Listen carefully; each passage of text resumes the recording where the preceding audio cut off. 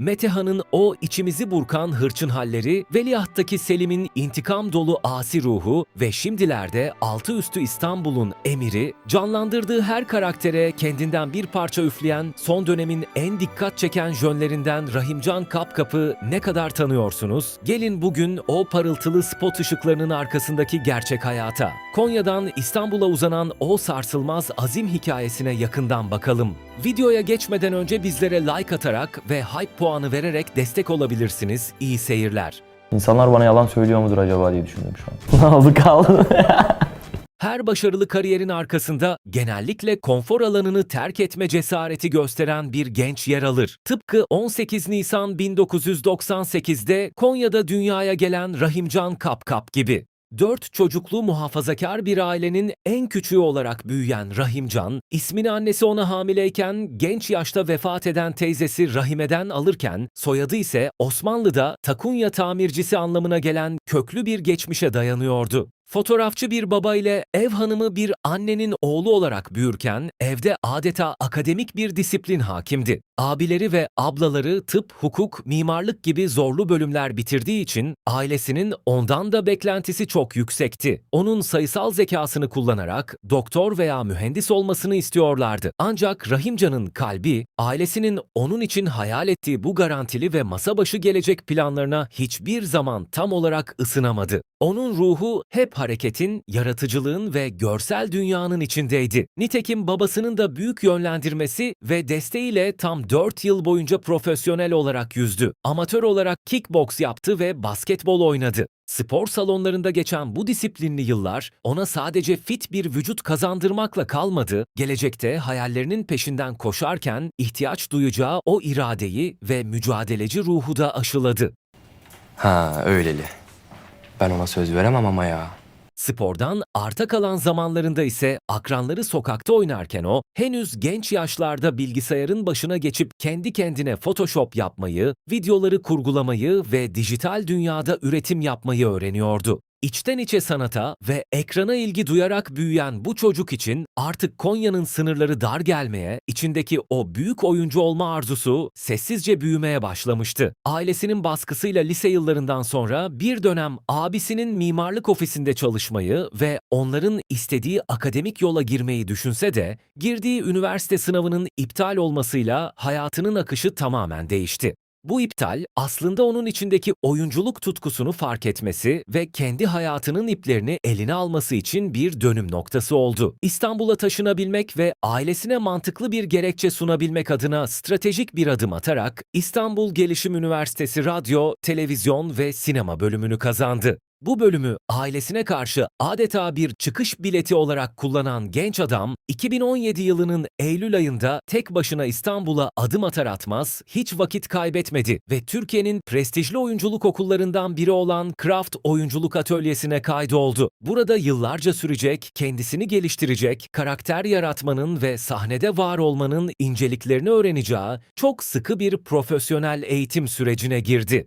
Teori ile pratiği birleştirdiği bu yoğun yılların ardından setlerin kapısı nihayet 2021 yılında açıldı ve El Kızı dizisindeki Mert karakteriyle profesyonel kariyerine ilk adımını attı. Mert, dizide ana hikayenin gidişatını etkileyen genç ve dinamik bir karakterdi. Rahimcan Kapkap, ilk kamera önü deneyimi olmasına rağmen sergilediği doğal duruş ve sahnelerdeki rahatlığıyla izleyicinin dikkatini çekmeyi başardı. Ya ne ailesi be? Hangi aileden bahsediyorsun abi sen? Annemden mi senden mi?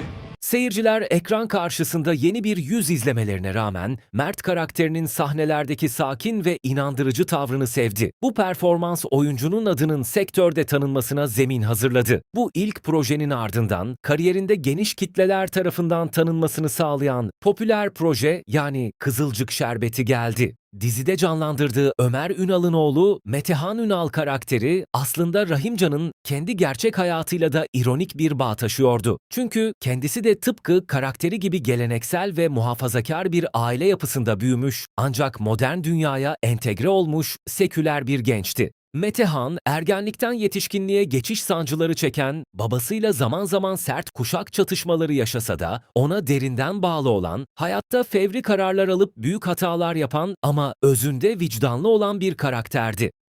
Neyini dinleyeyim senin ya? Yıllarca bana nasıl yalan söylediğini mi dinleyeyim ben senin?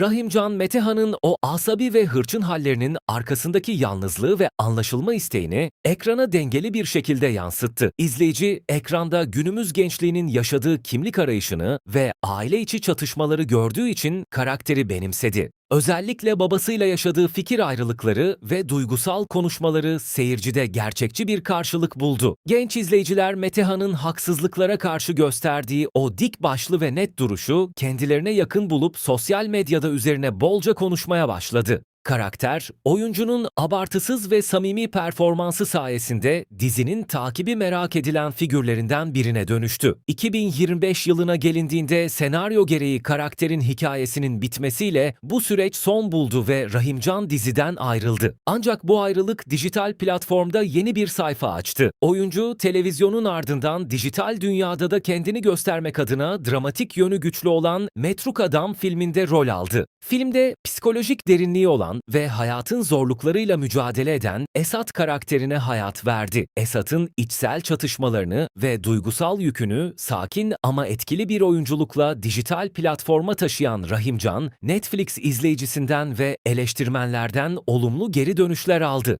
Dijitaldeki bu deneyimin ardından televizyona iddialı bir dönüş yaparak Veliaht dizisinin kadrosuna dahil oldu. Dizide tamamen deli dolu, sinirli ve hırçın yapısıyla dikkat çeken Selim karakterini canlandırdı. Selim, babasının intikamını almak için gözünü karartmış, bu uğurda abisinin sözünü bile dinlemeyen oldukça asi ruhlu bir gençti. Ancak tüm bu öfkesinin ve dik başlılığının arkasında aslında temiz bir kalbe ve aşka teslim olan bir yapı barındırıyordu. O zafer gülümsemesi düşmeden Zaro'yu da Zafer'i de olduğu yerde indiririm ben. Rahimcan Kapkap'ın Selim'in o fırtınalı, deli dolu hallerini ve intikam hırsı ile içindeki o korumacı, aşık adam arasındaki dengeyi yansıtması izleyicinin ilgisini çekti. Seyirci, karakterin o laf dinlemez asi duruşunu izlerken bir yandan da sevdiği kadına karşı olan iyi kalpli yönünü gördükçe Selim'le kolayca bağ kurdu ve onun bu adalet mücadelesini her hafta merakla takip etti. Kariyerindeki bu istikrarlı yükseliş grafiği 2026 yılı itibarıyla yepyeni bir heyecanla devam ediyor. Ekran yolculuğuna henüz yeni başlayan, izleyicinin büyük merakla takip ettiği Altıüstü İstanbul dizisiyle tekrar seyirci karşısına çıkan oyuncu, bu projede Emir karakterine hayat veriyor. Henüz çok yeni bir dizi olmasına rağmen Emir karakterinin dinamik yapısı, İstanbul'un karmaşası içindeki ayakta kalma mücadelesi ve gençlik enerjisi hikayeye hemen derinlik kattı. Tutunacak bir şey arıyor insan. Belki bir maçta. Seyirciler, Emir'in daha ilk bölümlerden kendini belli eden o samimi ve mücadeleci yönünü oldukça sevdi ve karakterin ilerleyen bölümlerde nasıl bir dönüşüm geçireceğini şimdiden merakla beklemeye başladı. Oyuncu, bu projeyle birlikte eş zamanlı olarak ilk gençlik projesindeki çalışmalarını da sürdürüyor. Ancak tüm bu projelerin ve yoğun çalışma temposunun arasında hayat, Rahimcan'ı en hassas yerinden sarstı. Çocukluğundan beri kendisini spora ve sanata teşvik eden en büyük destekçisi ve rol modeli olan babasını amansız bir koa hastalığı yüzünden kaybetti. Yaşadığı bu derin acıya rağmen profesyonel disiplininden belgesel biyografi metnine ve işine olan saygısından ödün vermedi. Konya'da yaşamaya devam eden annesini her fırsatta ziyaret ederek ailesine ve köklerine olan bağlılığını her zaman korudu.